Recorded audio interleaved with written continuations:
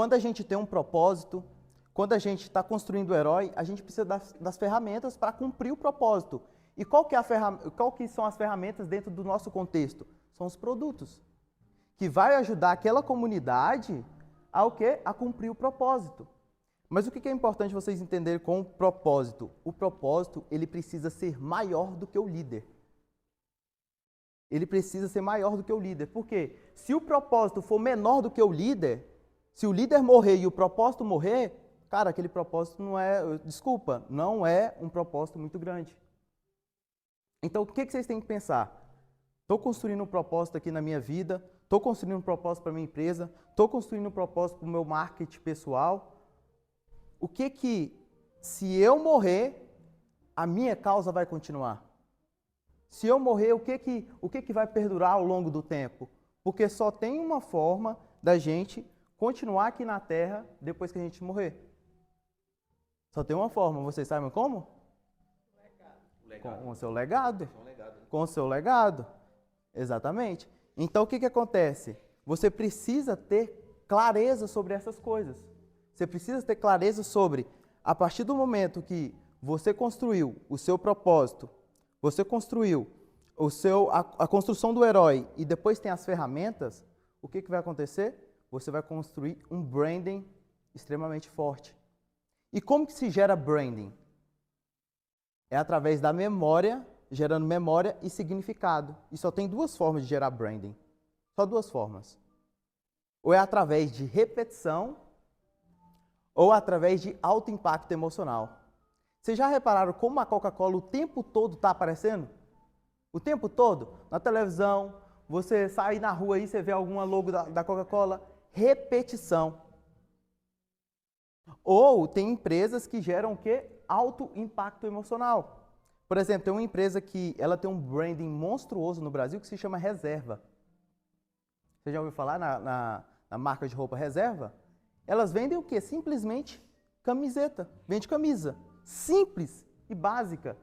Só que qual que é o propósito da empresa Reserva? É matar a fome. Eles criaram um branding deles que é o propósito. A cada pessoa que compra uma camisa da Reserva, uma criança é alimentada na África. Então, qual que é o propósito da Reserva? Qual que é o propósito da Reserva? Matar a fome. Mas eles vendem camiseta. Então, eles colocaram um propósito. Hoje a empresa vale bilhões. Bilhões. E por que é importante vocês entenderem isso? Talvez possa ficar muito distante da realidade do que, meu Deus, eu ainda estou no início do marketing digital e tudo mais. O que vocês imaginar dentro do marketing digital, que vocês já viram, eu já fui, já entrei, já vi como é que era, porque eu estou nisso desde 2016. Desde 2016 estou aprendendo, primeiro como afiliado e tudo mais. E o que eu comecei a entender? Que existe uma grande diferença entre marketing e branding. O que é o branding? O branding é atração. Você vai atrair. Nosso amigo aqui, Lucas, ele escreveu aqui um funil. Um funil aqui pra gente, que foi um funil comum que a gente faz. E aqui, ó. E aqui vão ter várias pessoas entrando, depois vão aquelas que têm um certo interesse, vão sair poucas aqui que vão comprar o produto de vocês. Agora, a partir do momento que vocês têm branding, o que vai acontecer? O que vai acontecer? Esse aqui é um funil invertido. Antes de explicar esse funil aqui, só contextualizar, quero falar uma coisa. Existem 3 tipos de empresas. 3 tipos. E eu quero saber no final aqui quais tipos de empresas vocês vão estar dispostos a investir. Eu só invisto no 3º tipo de empresa que eu vou falar aqui para vocês. Só no 3º tipo. Não invisto em outro tipo de empresa que não seja esse. Por que, Naubert? Porque o 3º tipo de empresa, ele é o tipo de empresa que ela vai te trazer uma escalabilidade muito maior do que as outras, que é o que o digital nos proporciona. Então, o primeiro tipo de empresa que eu quero falar para vocês é o tipo de empresa estável. É o cafezinho da esquina. O Cafezinho da Esquina é uma empresa estável. Vocês concordam comigo que eles não podem chegar ali e vender para 20 mil pessoas num dia só? Por quê? Primeiro tempo, os funcionários não vai conseguir. Não tem estrutura para isso. Entendeu? Então esse é o primeiro tipo de empresa. O segundo tipo de empresa é o tipo de empresa que ela é escalonável. O que é o tipo de empresa escalonável? É o tipo de empresa que, por exemplo, tem academias aqui em Portugal que tem várias redes dela, que tem franquias. Então, ela é o tipo de empresa onde o custo sempre acompanha o lucro. O custo sempre acompanha o lucro. Então, o que acontece? Você concorda comigo? Vamos supor, eu tenho uma academia e eu quero ampliar o meu faturamento, eu quero ter mais lucro. Mas ele vai ter que alugar um novo espaço ou comprar, ele vai ter que ter novos maquinários, ele vai ter que ter novos funcionários ali junto com ele. Então, o custo dele vai aumentar, mas o lucro também dele aumenta. Então, sempre, o custo sempre vai acompanhar o lucro. Então, o que acontece? Agora tem o terceiro tipo, que é o que eu falei, que é o tipo de empresa escalável. É onde você pode ter um investimento, onde o custo não acompanha o lucro. O custo não vai acompanhar o lucro. Exatamente. Então, é que a gente costuma falar de custo marginal de zero. Então, vamos supor que vocês tenham um infoproduto, um produto de informação. E vocês vendem esse produto. Você concorda para mim que o mesmo trabalho que vocês vão vender para 100 pessoas vai ser para 2.000 pessoas? É o mesmo trabalho, entendeu? Por exemplo, você não vai ter que fazer o treinamento de novo, porque já está o curso lá, ou então o livro, entendeu? O e-book digital. Do meu portal de anúncio, por que eu fiz um portal de anúncio? Exatamente, o portal de anúncio. Exatamente. É um tipo. O site já está feito. Quanto mais pessoas assinarem, mais eu ganho, mas o meu investimento é só em exatamente. Estrutura, exatamente. E a partir do momento que você investe num produto escalável, você pode ter um alto lucro com um custo baixo. Então, o que acontece? A partir do momento que você entende isso, e eu vi isso lá atrás, talvez isso não possa entrar na mente de vocês agora, mas eu ouvi isso lá atrás de um cara chamado Flávio Augusto. Alguém aqui conhece? Eu ouvi do Flávio Augusto, ele falou assim, eu só invisto em empresa escalável. Eu falei, empresa escalável? Como assim empresa escalável?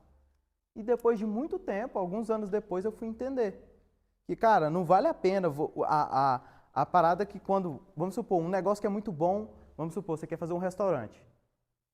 E vamos supor que você faz uma rede de restaurante. É um ótimo negócio. Ele é escalonável. É escalonável, pode ser escalonável. Só que, já pensou para pensar na logística?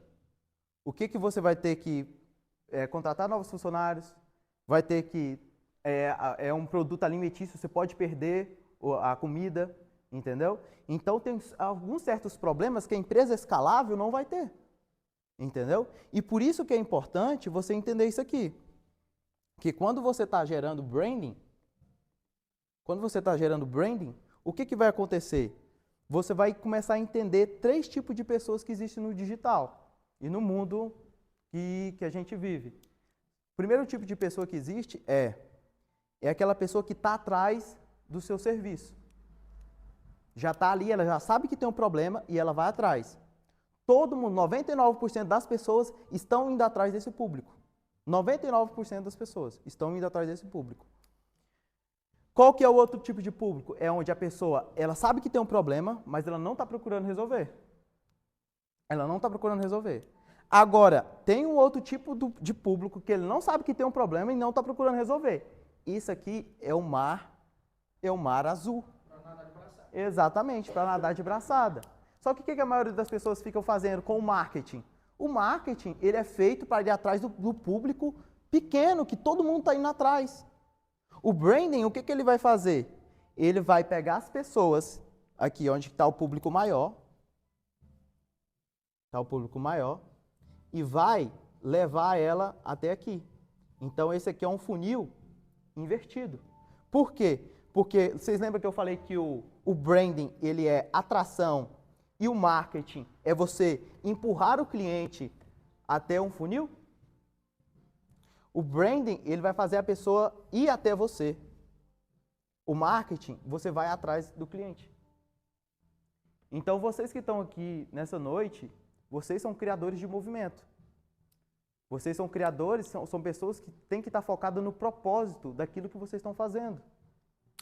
Porque a partir do momento, vocês podem até seguir isso aqui, eu até questionei isso com o Lucas ontem, que é, vocês podem até fazer um produto PLR para vocês gerar caixa rápido e tudo mais, mas isso não é o propósito de vocês.